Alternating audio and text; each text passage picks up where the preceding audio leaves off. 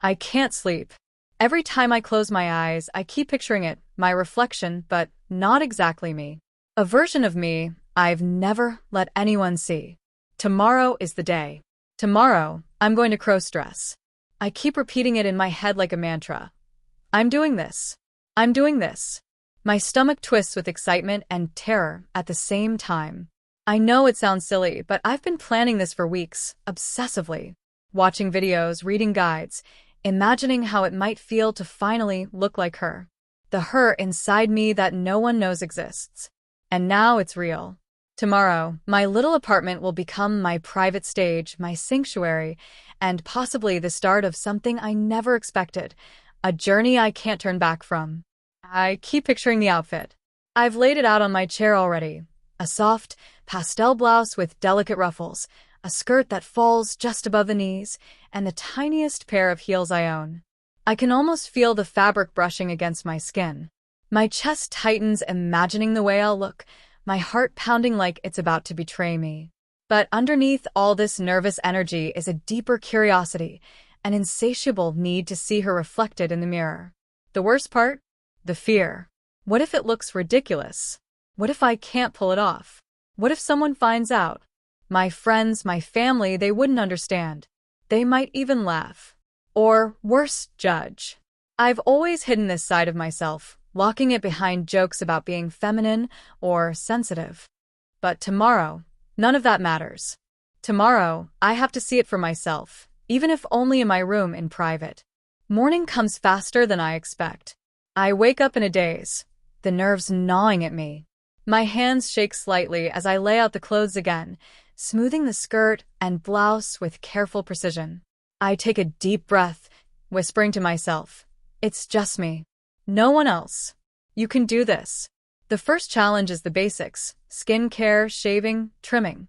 Each motion feels intimate in a way that surprises me. My fingers brush against my arms, my legs, lingering on places I've never really noticed before.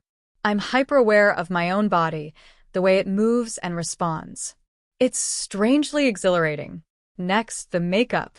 Foundation, concealer, blush, eyeshadow. The process is meticulous, almost meditative.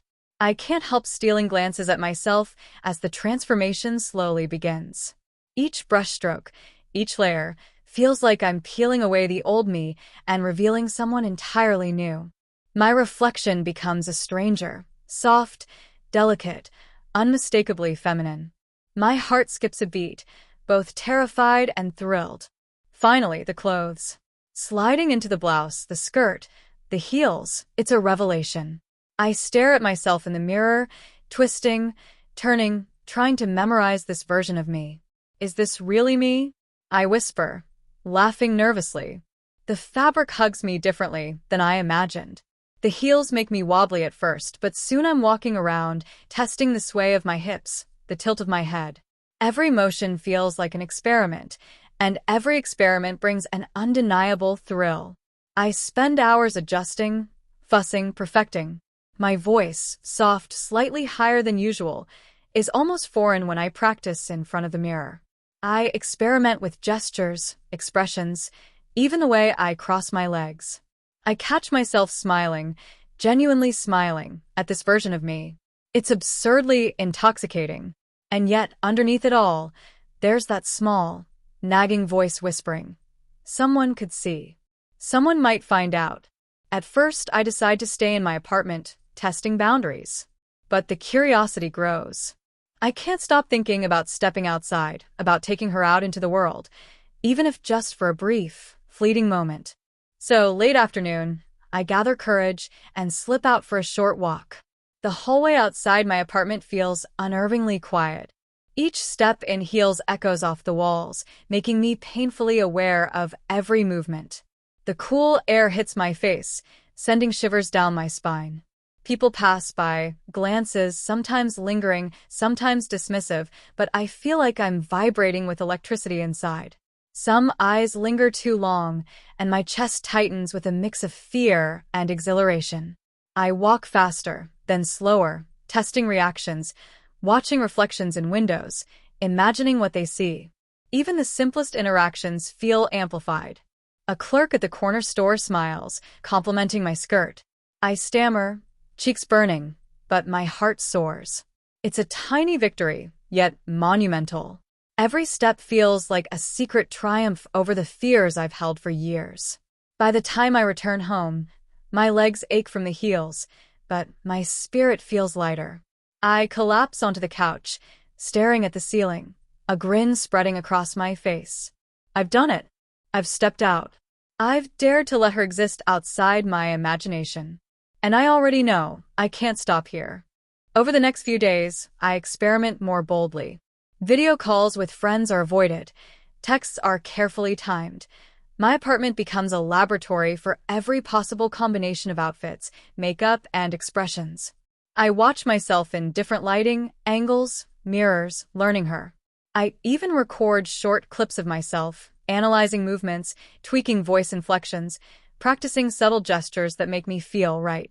Each session is an emotional roller coaster. Sometimes I catch a glimpse of the old me in a reflection and panic. What am I doing? I whisper, heart hammering. Other times I see her, and it feels like coming home. My reflection smiles back with a confidence I've never had.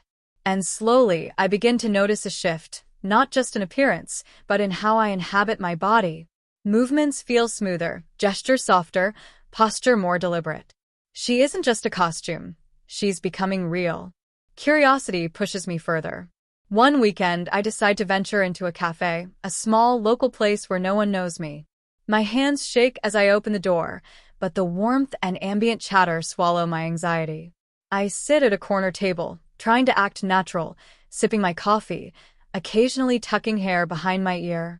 A few people glance my way. A man nods politely. A woman smiles. Nothing dramatic. But my chest swells with pride. I've crossed an invisible line, testing the boundary between fear and courage, and survived. The small victories embolden me. I try different styles, explore makeup techniques, even experiment with a subtle perfume that makes me feel more complete. Each outing, each experiment, chips away at the anxiety, replacing it with a delicate thrill, an intoxicating sense of liberation. I start journaling, writing down thoughts, emotions, victories, and mishaps. Reading back, I see progress I hadn't realized I was making. But, of course, tension rises. The higher I climb, the steeper the potential fall. One afternoon, as I'm returning from a coffee run, I spot someone familiar, my neighbor from downstairs. I freeze, heart leaping into my throat. They look directly at me. A second stretches into an eternity. Do I run? Do I hide? But then they smile, polite, almost approvingly, and walk on. My chest relaxes, but the encounter rattles me. I realize that while I'm enjoying these moments, the outside world can't always be controlled. Fear and excitement now coexist, a constant companion. I need to make a choice: continue hiding or embrace her fully. The breaking point comes a week later.